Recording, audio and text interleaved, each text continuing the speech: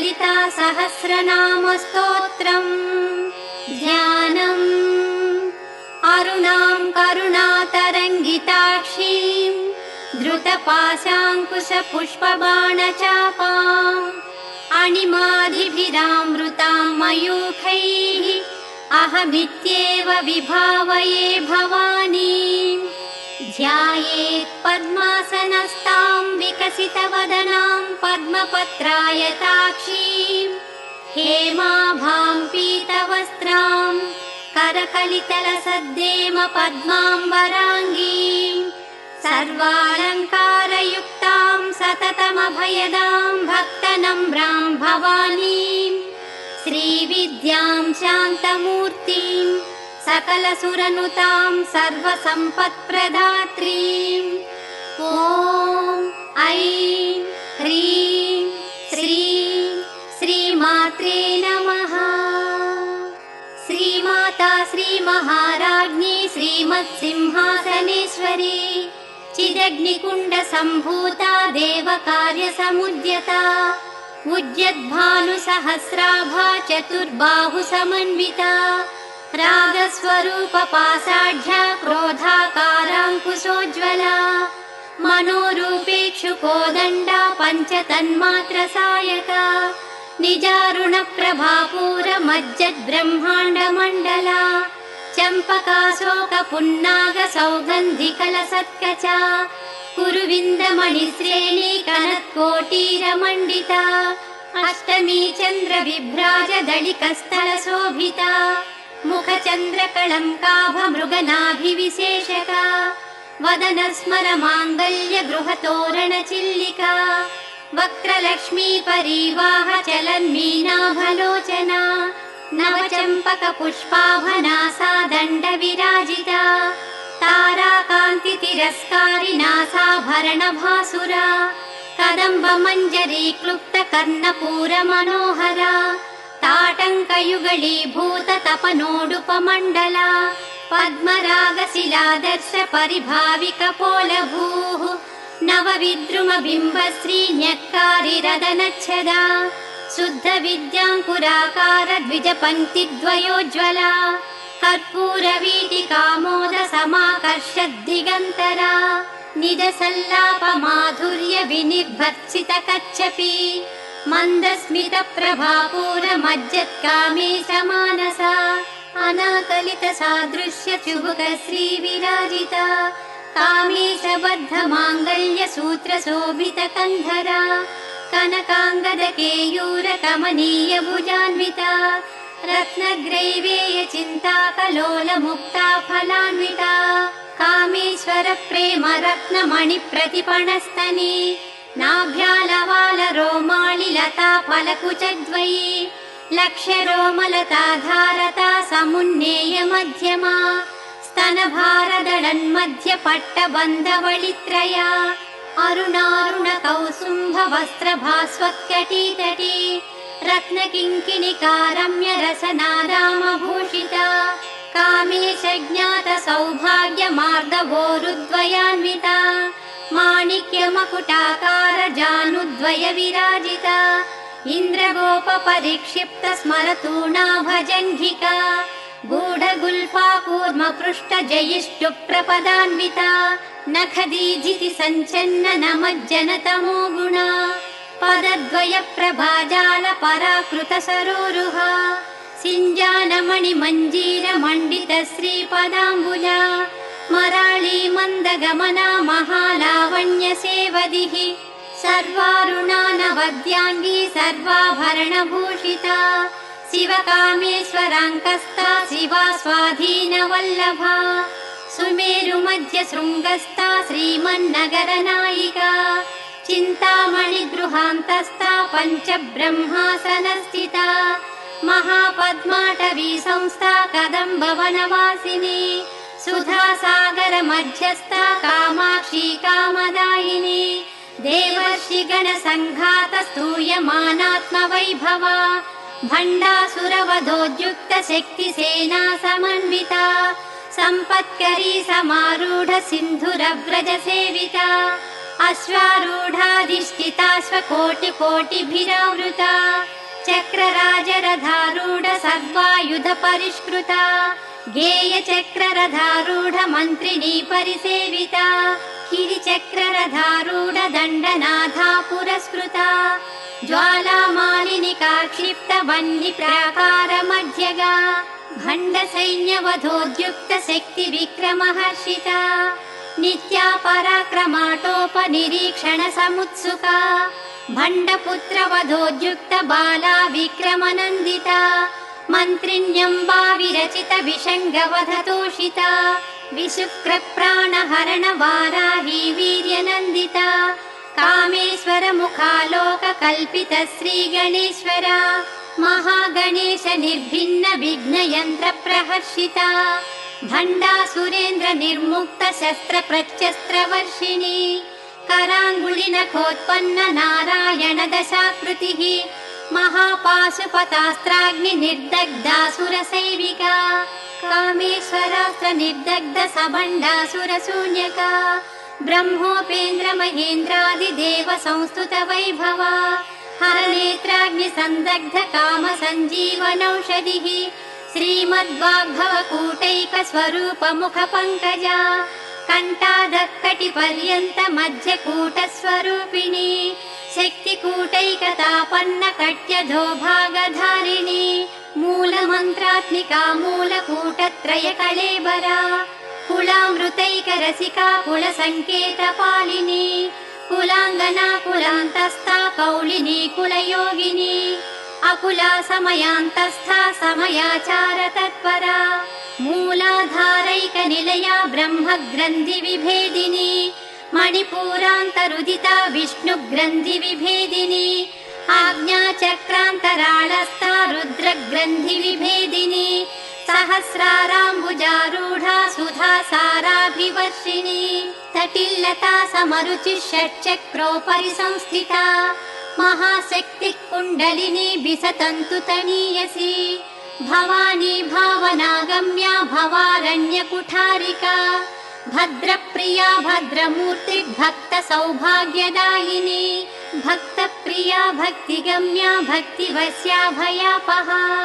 शाम्भवी शारदाराध्या सर्वाणि शर्मदायिनी शाङ्करी श्रीकरी साध्वी शरश्चन्द्र निभानना शातोदरी शान्तिमती निराधारा निरञ्जना निर्लेपा निर्मला नित्या निराकारा निराकुला निर्गुणा निष्कला शान्ता निष्कामा निरुपप्लवा नित्यमुक्ता निर्विकारा निष्प्रपञ्चा निराश्रया नित्यशुद्धा नित्यबुद्धा निरवध्या निरन्तरा निष्कारणा निष्कळङ्का निरुपाधिर्निरीश्वरा निरागारागमधिनी निर्मदा मदनासिनी निश्चिन्ता निरहङ्कारा निर्मोहा मोहनासिनी निर्ममा ममताहन्त्री निष्पापा पापनाशिनी निष्क्रोधा क्रोधशमनी निर्लोभा लोभनाशिनी निःसंशया संशयग्नी निर्भवा भवनाशिनी निर्विकल्पा निराबाधा निर्भेदा भेदनाशिनी निर्नाशा मृत्युमथनी निष्क्रिया निष्परिग्रहा निस्तुला नीलचिकुरा निरपाया निरत्यया दुर्लभा दुर्गमा दुर्गा दुःखहन्त्री सुखप्रदा दुष्टदूरा दुराचार शमनी दोषवर्जिता सर्वज्ञा सान्द्र करुणा समानाधिकवर्जिता सर्वशक्तिमयी सर्वमङ्गला सद्गतिप्रदा सर्वेश्वरी सर्वमयी सर्वमन्त्रस्वरूपिणी सर्वयन्त्रात्मिका सर्वतन्त्ररूपा मनोन्मनी माहेश्वरी महादेवी महालक्ष्मी दृढप्रिया महारूपा महापूज्या महापातकनाशिनी महामाया महासत्त्वा महाशक्तिर्महारतिः महाभोगा महैश्वर्या महावीर्या महाबला महाबुद्धिर्महासिद्धिर्महायोगीश्वरेश्वरी महातन्त्रा महामन्त्रा महायन्त्रा महासना महायागक्रमाराध्या महाभैरव पूजिता महेश्वर महाकल्प महाताण्डव साक्षिणी महाकामेश महिषी महात्रिपुरसुन्दरी चतुष्षष्ट्युपचाराढ्या चतुष्षष्टिकलामयी महाचतुष्षष्टिकोटियोगिनी गणसेविता मनुविद्या चन्द्रविद्या चन्द्रमण्डलमध्यगा चारुरूपा चारुहासा चारुचन्द्रकलाधरा चराचर जगन्नाथा चक्रराजनिकेतना पार्वती पद्मनयना पद्मरागसमप्रभा पञ्चप्रेतासनासीना पञ्चब्रह्मस्वरूपिणी चिन्मयी परमानन्दा विज्ञानघनरूपिणी ध्यानध्यातृध्येयरूपा धर्मा धर्मविवर्जिता विश्वरूपा जागरिणी स्वपन्ती तैजसात्विका सुप्ता प्राज्ञात्मिका तुर्या सर्वावस्था विवर्जिता सृष्टिकर्त्री ब्रह्मरूपा गोप्त्री गोविन्दरूपिणी संहारिणी रुद्ररूपा तिरोधानकरीश्वरी सदा शिवानुग्रहदा पञ्चकृत्यपरायणा भानुमण्डलमध्यस्था भैरवी भगमालिनी पद्मासना भगवती पद्मनाभसहोदरी उन्मेषनिमिषोत्पन्न विपन्न भुवनावलिः सहस्रशीर्षवदना सहस्राक्षी सहस्रपात् आब्रह्मकेटजननी वर्णाश्रमविधायिनी निजाज्ञारूपनिगमा पुण्या पुण्यफलप्रदा श्रुतिश्रीमन्तसिन्धूरीकृतपादाब्जधूलिका सकलागमसन्दोह सुक्तिसम्पुटमौक्तिका पुरुषार्थप्रदा पूर्णा भोगिनी भुवनेश्वरी अम्बिकानादिनिधना हरिब्रह्मेन्द्रसेविता नारायणी नादरूपा नामरूपविवर्जिता ह्रीङ्कारी ह्रीमती हृद्या हेयोपादेयवर्जिता राजराजार्चिता राज्ञी रम्या राजीवलोचना रञ्जनी रमणीरस्या रणत्किङ्किणी मेखला रमा राकेन्दुवदना रतिरूपा रतिप्रिया रक्षाकरी राक्षसग्नी रामा रमणलम्पटा काम्या कामकलारूपा कदम्बकुसुमप्रिया कल्याणी जगती कन्दा करुणारससागरा कलावती कलालापा कान्ता कादम्बरी प्रिया वरदा वामनयना वारुणी मदविह्वला विश्वाधिका वेदवेद्या विन्ध्याचलनिवासिनी विधात्री वेदजननी विष्णुमाया विलासिनी क्षेत्रस्वरूपा क्षेत्रेसी क्षेत्रक्षेत्रज्ञपालिनी क्षयवृद्धिविनुर्मुक्ता क्षेत्रपालसमर्जिता विजया विमला वन्द्या वन्दारुजनवत्सला वाग्वादिनी वामकेशी वह्निमण्डलवासिनी भक्तिमत्कल्पलतिका पशुपाशविमोचिनी संहृता शेषपाषाण्डा सदाचारप्रवर्तिका तापत्रयाग्निसन्तप्त समाह्लादवचन्द्रिका तरुणी तापसाराढ्या तनुमज्जा तमोपहा चितिस्तत्पदलक्ष्यार्धा चिदेकरसरूपिणी स्वात्मानन्दलवीभूत ब्रह्माद्यानन्दसन्ततिः परा प्रत्यक्तिरूपा पश्यन्ती परदेवता मध्यमा वैखरी रूपा भक्तमानसहंसिका कामेश्वर प्राणनाडी कृतज्ञा कामपूजिता शृङ्गाररस सम्पूर्णा जया जालन्धरस्थिता ओड्यानपीठनिलया बिन्दुमण्डलवासिनी रहो यागक्रमाराध्या रहस्तर्पणतर्पिता सद्यः प्रसादिनी विश्वसाक्षिणी साक्षिवर्जिता षडङ्गदेवता युक्ता षाड्गुण्यपरिपूरिता नित्यक्लिन्ना निरुपमा निर्वाणसुखदायिनी नित्या षोडशिका रूपा श्रीकण्ठार्धशरीरिणी प्रभावती प्रभारूपा प्रसिद्धा परमेश्वरी मूलप्रकृतिरव्यक्ता व्यक्ता व्यक्तस्वरूपिणी व्यापिनी विविधाकारा विद्या विद्यास्वरूपिणी महाकामेश नयन कुमुदाह्लाद कौमुदी भक्तहार्दतमो भेद भानुमद्भानुसन्ततिः शिवदूती शिवाराध्या शिवमूर्तिः शिवङ्करी शिवप्रिया शिवपरा शिष्टेष्टा शिष्टपूजिता अप्रमेया स्वप्रकाशा मनोवाचानुगोचरा चिच्छक्तिश्चेतना रूपा जडशक्तिर्जडात्मिका गायत्री व्याहृतिः सन्ध्या द्विजबृन्दनिसेविता तत्त्वासना तत्त्वमयी पञ्चकोशान्तरस्थिता निस्सीम महिमा नित्य यौवना मदशालिनी मदघूर्णितरक्ताक्षी मदपाटलगण्डभूः चन्दनद्रवदिग्धाङ्गी चाम्पेय कुसुमप्रिया कुशला कोमलाकारा कुरुकुल्ला कुलेश्वरी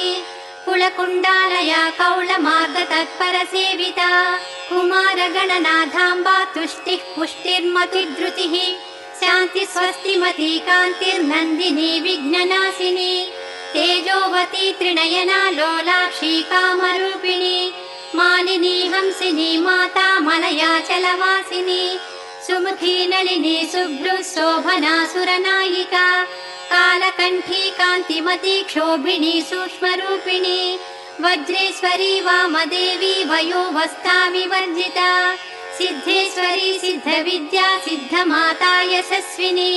विशुद्धचक्रनिलया रक्तवर्णा त्रिलोचना खट्वाङ्गादिप्रहरणा वदनैकसमन्विता पायसान्नप्रिया तत्स्था पशुलोकभयङ्करी अमृतादिमहाशक्ति संवृता डाकिनीश्वरी अनाहताब्जनिलया श्यामा भावदनद्वया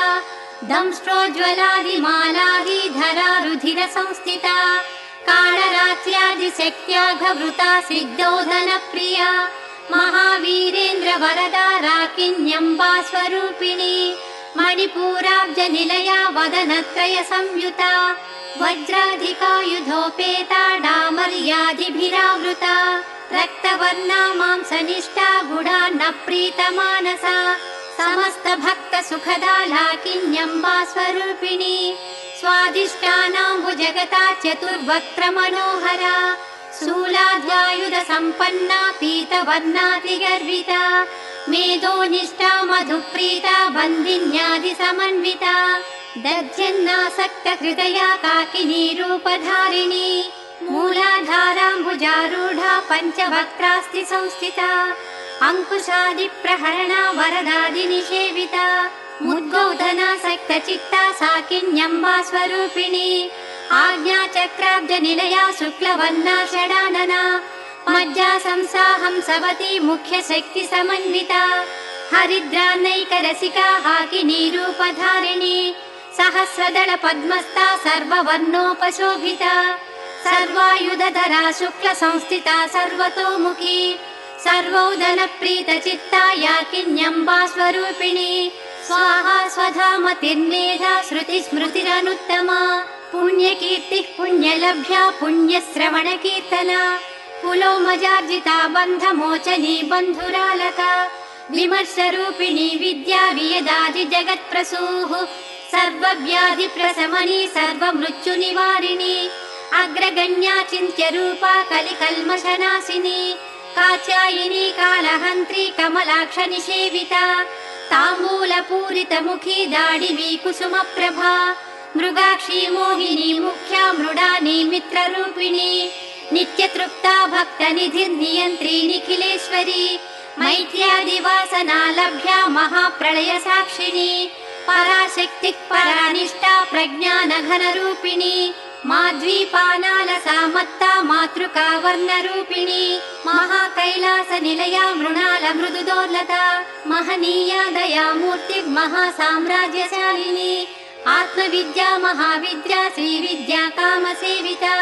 श्रीषोडशाक्षरी विद्या त्रिकूटा कामकोटिका कटाक्षकिङ्करी भूतकमला कोटिसेविता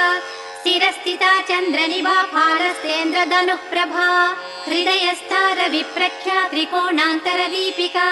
दाक्षायणी दैत्यहन्त्री दक्षयज्ञविनाशिनी धरान्दोलित दीर्घाक्षी दरहासोज्ज्वलोन्मुखी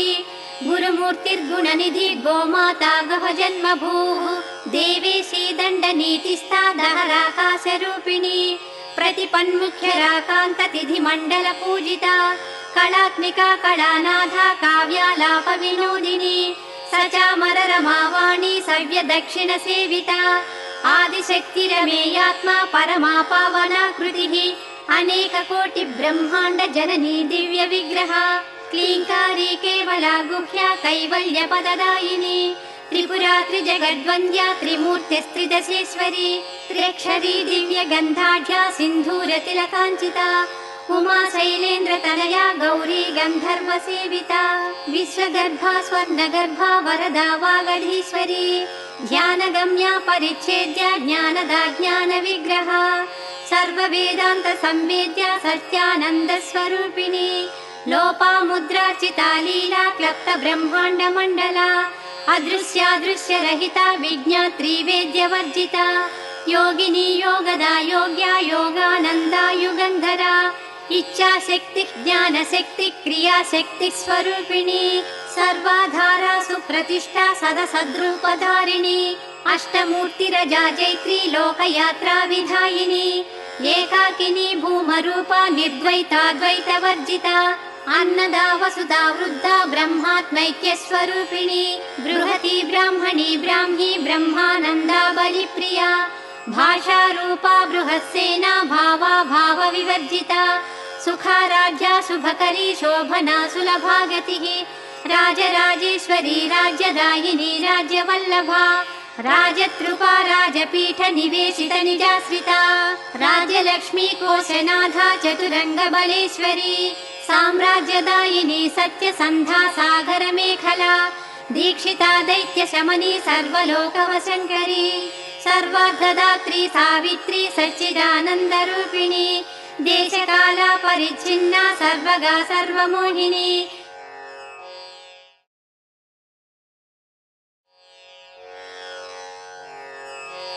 सरस्वती शास्त्रमयी गुहाम्बा गुह्यरूपिणी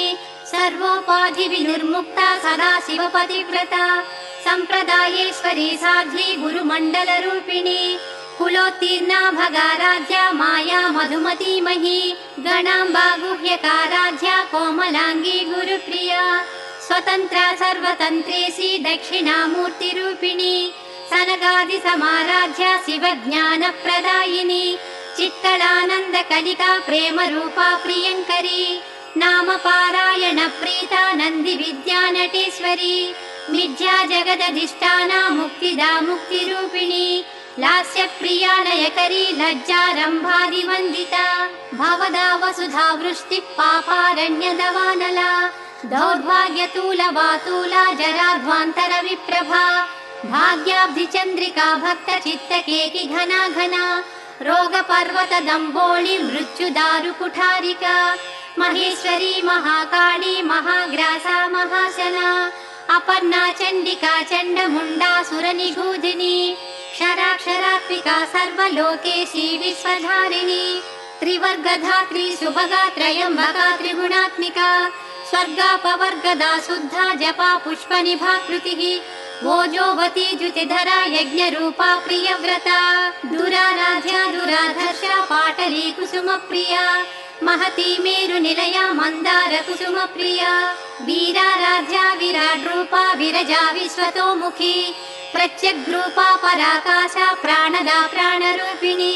मार्ताण्डभैरवाराध्या मन्त्रिणी न्यस्तराज्यधूः त्रिपुरेशी जयत्सेना निस्त्रैगुण्या परापरा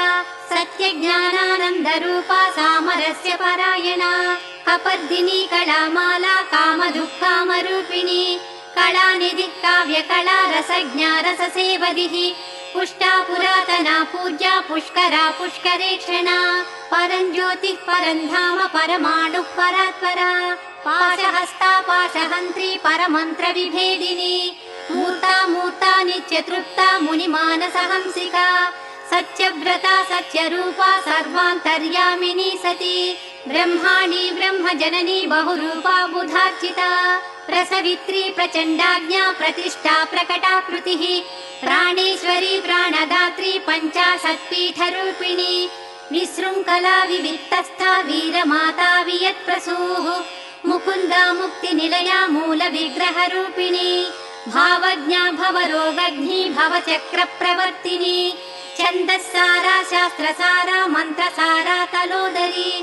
उदारकीर्तिरुद्दाम वैभवा वर्णरूपिणी जन्म मृत्युजरा तप्त जन विश्रान्तिदायिनी सर्वोपनिषदुद्गुष्टा शान्त्यतीतकलात्मिका गम्भीरा गगनान्तस्था गर्विता गानलोलुपा कल्पनारहिता काष्ठा कान्ता कान्तार्धविग्रहा कार्यकारण निर्मुक्ता कामकेलितरङ्गिता कनत्कनकताटङ्का लीला विग्रहधारिणी अजाक्षय विनुर्मुक्ता मुग्धा क्षिप्रप्रसादिनी अन्तर्मुख समाराध्या बहिर्मुख सुदुर्लभा त्रयी त्रिवर्गनिलया त्रिस्था त्रिपुरमालिनी निरामया निरालम्बा स्वात्मा रामा सुधा स्मृतिः संसार पङ्क निर्मग्न समुद्धरण पण्डिता यज्ञप्रिया यज्ञकर्त्री यजमान स्वरूपिणी धर्माधारा धनाध्यक्षा धनधान्य विवर्धिनी विप्रप्रिया विप्ररूपा विश्वभ्रमणकारिणी विश्वग्रासा विद्रुमाभा वैष्णवी विष्णुरूपिणी अयोनिर्योनि निलया कूटस्था कुलरूपिणी वीरगोष्ठी प्रिया वीरा नैष्कर्म्यानादरूपिणी विज्ञानकलना कल्या विदग्धा बैन्दवासना तत्त्वाधिका तत्त्वमयी तत्त्वमर्धस्वरूपिणी सामगानप्रिया सौम्या सदा शिवकुटुम्बिनी सव्यापसव्य मार्गस्था सर्वापद्विनिवारिणी स्वस्था स्वभाव मधुरा धीरा धीर समर्चिता चैतन्याद्य समाराध्या चैतन्य कुसुम प्रिया सदोदिता सदा तुष्टा तरुणादित्य पाटला दक्षिणा दक्षिणाराध्या दरस्मेर मुखाम्बुजा कौलिनी केवला नर्घ कैवल्य पददायिनी स्तोत्र प्रिया स्तुतिमती श्रुति संस्तुत वैभवा मनस्विनी मानवती महेशी मंगलाकृतिः विश्वमाता जगद्धात्री विशालाक्षी विरागिनी प्रगल्भा परमोदारा परामोदा मनोमयी व्योमकेशी विमानस्था वज्रिणी वामकेश्वरी पंचयज्ञ प्रिया पंच प्रेत मंचाधिशायिनी पंचमी पंचभूतेशी पंच संख्योपचारिणी शाश्वती शाश्वतैश्वर्या शर्मदा शम्भुमोहिनी धराधर सुता धन्या धर्मिणी धर्मवर्धिनी लोकातीता गुणातीता सर्वातीता शमात्मिका बन्धुक कुसुम प्रख्या बाला लीला विनोदिनी सुमंगली सुखकरी सुवेशाढ्या सुवासिनी सुवासिन्यर्चन प्रीता शोभना शुद्ध मानसा बिंदु तर्पण संतुष्टा पूर्वजा त्रिपुरांबिका दश मुद्रा समाराध्या त्रिपुरा श्रीवशंकरी ज्ञान मुद्रा ज्ञान गम्या ज्ञान ज्ञेय स्वरूपिणी योनि मुद्रा त्रिखंडेशी त्रिगुणांबा त्रिकोणगा अनघाद्भुत चारित्रा वांछितार्थ प्रदायिनी अभ्यासातिशय ज्ञाता षडध्वातीत रूपिणी अव्याज करुणामूर्तिरज्ञानध्वान्त दीपिका आबालवोपविदिता सर्वानुल्लङ्घ्य शासना श्रीचक्रराज निलया श्रीमत् त्रिपुर सुन्दरी श्री शिवा शिव शक्यैक रूपिणी ललितांबिका एवं श्रीललिता देव्या नाम्नां साहस्रकं जगुः इति श्री ब्रह्मांड पुराणे उत्तरखण्डे श्री हयग्रीव अगस्त्य संवादे श्री ललिता रहस्य नाम साहस्र स्तोत्र कथनं नाम द्वितीयोऽध्यायः समाप्तः।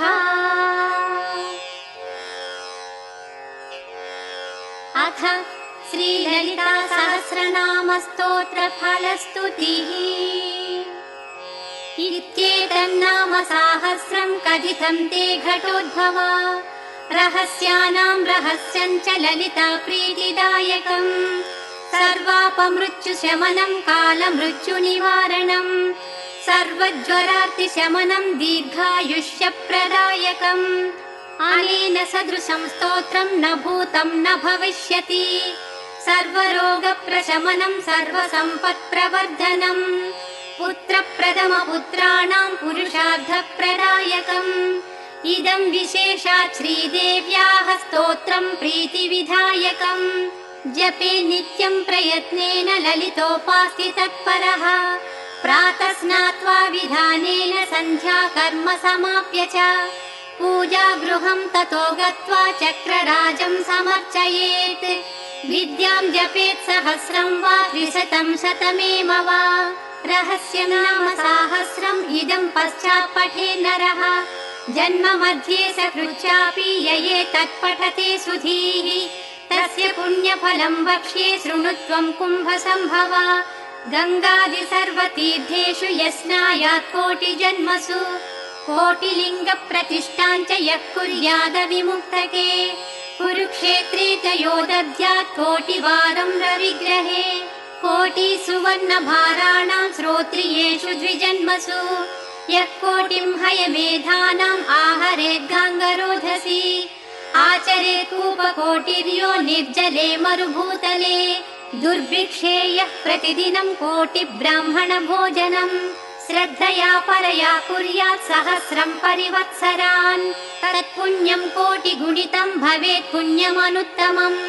रहस्य नाम साहस्रे नाम्नोऽप्येकस्य कीर्तनात् रहस्य नाम साहस्रे नामैकमपि यः पठेत् तस्य पापानि नश्यन्ति महान्त्यपि न संशयः नित्यकर्माननुष्ठानात् निषिद्धकरणादपि यत्पापं जायते पुंसां तत्सर्वं नश्यति ध्रुवम् बहुनात्र किमुक्तेन शृणुत्वं कुम्भसम्भव अत्रैकनाम्नो या शक्तिः पातकानां निवर्तने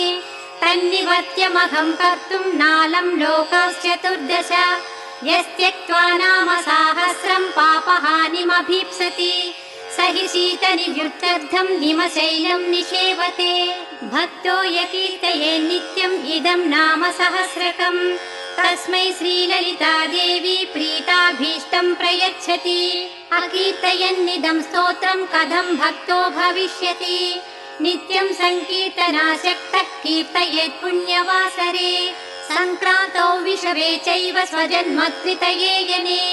नवम्यां वा चतुर्दश्यां सितायां शुक्रवासरे कीर्तये नाम साहस्रं पौर्णमास्यां विशेषतः पौर्णमास्यां चन्द्रबिम्बे ध्यात्वा श्रीललिताम्बिकाम् पञ्चोपचारैः सम्पूज्य पठे नाम सहस्रकम् सर्वे रोगाः प्रणश्यन्ति दीर्घायुष्यं च विन्दति अयम् आयुष्करो नाम प्रयोगः कल्पचोदितः ज्वरार्तिं शिरसि स्पृष्ट्वा पठे नाम सहस्रकम् तत्क्षणात् प्रशमं याति शिरस्तोदो ज्वरोऽपि च सर्वव्याधिनिवृत्त्यर्थं स्पृष्ट्वा भस्म जपेदिदम् तद्भस्मधारणादेव नश्यन्ति व्याधयक्षणात् जलं सम्रञ्च्य कुम्भस्थं नाम साहस्रतो मुने अभिषिञ्चे ग्रहग्रस्तान् ग्रहा नश्यन्ति तत्क्षणात् सुधासागरमध्यस्थां ध्वात्वा श्रीललिताम्बिकाम् यः पठे नाम साहस्रं विषं तस्य विनश्यति वन्ध्यानां पुत्रलाभाय नाम सहस्रमन्त्रितम् नवनीतं प्रदद्यातु पुत्रलाभं भवेत् ध्रुवम् देव्या पाशेन सम्बद्धाम् आकृष्णामङ्कुशेन च ध्यात्वा भीष्टां स्त्रियं रात्रौ जपे नाम सहस्रकम् आयाति स्वसमीपं सा यज्जप्यन्तः पुरङ्गता राजाकर्षणकामश्चेद् राजा वसददिङ्मुखः त्रिरात्रं यः पठेदेतत् श्रीदेवी ध्यानतत्परः स राजा पारवस्येन तुरङ्गं वामतं गजम् आरुह्यायाति विकटं दासवत् प्रणिपत्य च तस्मै राज्यं च कोशं च ददात्येव वशङ्गतः रहस्य नाम साहस्रं यः कीर्तयति नित्यशः तन्मुखालोकमात्रेण मुह्ये लोकत्रयं मुने यस्विदं नाम साहस्रं सकृत् पठति भक्तिमान् तस्य ये शस्त्रवस्तेषां निहन्ति शरभेश्वरः यो वाभिचारं कुरुते नाम साहस्रपाठके निर्वर्त्य तत्क्रियां हन्यात् तं वै प्रत्यङ्गिरा स्वयं ये क्रूरदृष्ट्या वीक्षन्ते नाम साहस्रपाठकम् तासन्धान् कुरुते क्षिप्रं स्वयं मार्ताण्डभैरवः धनं यो हरते चोरो नाम साहस्रजापिनः यत्र यत्र स्थितं वापि क्षेत्रपालो निहन्ति तं विद्यासु कुरुते वादं यो विद्वान् नाम जापिना तस्य वाक्सम्भनं सद्यः करोति न कुलेश्वरी यो राजा कुरुते वैरं नाम सहस्रजापिना चतुरङ्गबलं तस्य दण्डिनी संहरे स्वयं यः पठे नाम साहस्रं षण्मासं भक्ति संयुतः लक्ष्मीश्चाञ्चल्यरहिता सदा तिष्ठति तद्गृहे मासमेकं प्रतिदिनं त्रिवारं यः पठे नरः भारती तस्य जिह्वाग्ररङ्गे नृत्यति नित्यशः यस्वैकवारं पठति पक्षमात्रमतं धृतः मुह्यन्ति कामवशका मृग्याक्षस्तस्य वीक्षणात् यः पठे नाम साहस्रं जन्म मध्ये सकृन्नरः तद्दृष्टिगोचराः सर्वे मुच्यन्ते सर्वकिल्बिषैः यो वेत्ति नाम साहस्रं तस्मै देयं द्विजन्मने अन्नं वस्त्रं धनं धान्यं नान्येभ्यस्तु कदाचन श्रीमन्त्रराजं यो वेत्ति श्रीचक्रं यः समर्चति यः कीर्तयति नामानि तं सत्पात्रं विदुर्बुधाः तस्मै देयं प्रयत्नेन श्रीदेवी प्रियमिच्छता न कीर्तयति नामानि मन्त्रराजं न वेत्ति यः पशुतुल्यः स विज्ञेयः तस्मै दत्तं निरर्धकम् परीक्ष विद्या विदुषस्तेभ्यो दद्याद्विचक्षणः श्रीमन्त्रराज सदृशो यथा मन्त्रो न विद्यते देवता ललिता तुल्या यथा नास्ति घटोद्भवा रहस्य नाम साहस्रतुल्या नास्ति तथा स्तुतिः लिखित्वा पुस्तके यस्तु नाम साहस्रमुत्तमम् समर्चयेत् सदा भक्त्या तस्य तुष्यति सुन्दरी बहुनात्र किमुक्तेन शृणुत्वं कुम्भसम्भवा नानेन सदृशं स्तोत्रं सर्वतन्त्रेषु विद्यते तस्मादुपासको नित्यं कीर्तयेदिदमादरात् येभिर्नाम सहस्रैस्तु श्रीचक्रं योचयेत् सकृत् पद्मैर्वा तुलसीपत्रैः कल्हारैर्वा कदम्बकैः चम्पकैर्जाति कुसुमै मल्लिका करवीरकैः उत्पलैर्बिल्वपत्रैर्वा कुन्दकेसरपाटलैः अन्यैः सुगन्धि कुसुमैः केतकी माधवी मुखैः तस्य पुण्यफलं वक्तुं न शक्नोति महेश्वरः सा वेत ललिता देवी स्वचक्रार्जनजं फलम् अन्ये कथं विजानीयुः ब्रह्माद्या स्वल्पमेधसः प्रतिमासं पौर्णमास्यां येभिर्नाम सहस्रकैः रात्रौ यश्चक्रराजस्ताम् अर्चयेत् परदेवताम् स एव ललिता रूपः सद्रूपा ललिता स्वयं न तयोर्विद्यते भेदो भेदकृत्वा प्रकृद्भवेत् महानवम्या यो भक्तः श्रीदेवीं चक्रमध्यगाम् अर्चये नाम साहस्रैस्तस्य मुक्तिः करे स्थिता यस्तु नाम सहस्रेण शुक्रवारे समर्चयेत् चक्रराजे महादेवीं तस्य पुण्यफलं शृणु सर्वान् कामानवाप्नोति सर्वसौभाग्यसंयुतः पुत्रपौत्रादिसंयुक्तो भुक्ता भोगान्यदीप्सितान् अन्ते श्रीललिता देव्या सायुज्यमतिदुर्लभम् प्रार्थनीयं शिवाद्यैश्च प्राप्नोत्येव न संशयः यः सहस्रं ब्राह्मणानां येभिर्नाम सहस्रकैः समर्च्य भोजयेद्भक्त्या पायसापोपषड्रसैः तस्मै प्रीणाति ललिता स्वसाम्राज्यं प्रयच्छति न तस्य दुर्लभं वस्तु त्रिषु लोकेषु विद्यते निष्कामः कीर्तयेद्यस्तु नाम साहस्रमुत्तमम् ब्रह्मज्ञानमवाप्नोति येन मुच्येत बन्धनात् धनार्थी धनमाप्नोति यशोर्थी चाप्नुयाद्यशः विद्यार्थी चाप्नुयाद्विद्यां नाम साहस्रकीर्तनात् नानेन सदृशं स्तोत्रं भोगमोक्षं प्रदं मुने कीर्तनीयमिदं तस्मात् भोगमोक्षादिभिः नरैः चतुराश्रयनिष्ठैश्च कीर्तनीयमिदं सदा स्वधर्मसमनुष्ठान वैकल्यपरिपूर्तये कलौ पापैकबहुले धर्मानुष्ठानवर्जिते नाम संकीर्तनं मुक्त्वा नृणानान्यत्परायणम् लौकिकाद्वचनान् मुख्यं विष्णुनामानुकीर्तनम् विष्णुनाम सहस्राच्च शिवनामैकमुत्तमम् शिवनाम सहस्राच्च देव्या नामैकमुत्तमम् देवी नाम सहस्राणि कोटिशः सन्ति कुम्भजा तेषु मुख्यं दशविधं नाम साहस्रमुच्यते गंगा भवानी गायत्री काली लक्ष्मी सरस्वती राजराजेश्वरी बाला श्यामला ललिता दश गंगा भवानी गायत्री काली लक्ष्मी सरस्वती राजराजेश्वरी बाला श्यामला ललिता दश गंगा भवानी गायत्री काली लक्ष्मी सरस्वती राजराजेश्वरी बाला श्यामला ललिता दश रहस्य नाम साहस्रं मुख्यं दशसुते स्वती तस्मात् संकीर्तये नित्यं कलिदोष निवृत्तये मुख्यं श्रीमातृनामेति न जानन्ति विमोहिताः विष्णुनाम परागे चित् शिवनाम पराः परे न कश्चिदपि लोकेषु ललिता नाम तत्परः येनान्यदेवता नाम कीर्तितं जन्मकोटिषु तस्यैव भवति श्रद्धा श्रीदेवी नाम कीर्तने चरमे जन्मनि यथा श्रीविद्योपासको भवेत् नाम सहस्रपाठश्च तथा चरम जन्मनि यथैव विरला लोके श्रीविद्याचारवेदिनः तथैव विरला लोके नाम सहस्रपाठकाः मन्त्रराजजपश्चैव चक्रराजार्चनं तथा रहस्य नाम पाठश्च नाल्पस्य तपसः फलम् अपठन्नाम साहस्रं प्रीणयेद्यो महेश्वरीम् स चक्षुषा विना रूपं पश्ये देव विमूढधीः रहस्य नाम साहस्रं त्यक्त्वा सिद्धिकामुकः स भोजनं विना नूनं क्षुण्णिवृत्तिमभीप्सति यो भक्तो ललिता देव्या सन्नित्यं कीर्तयेदिदम् नान्यथा प्रीयते देवी कल्पकोटिशतैरपि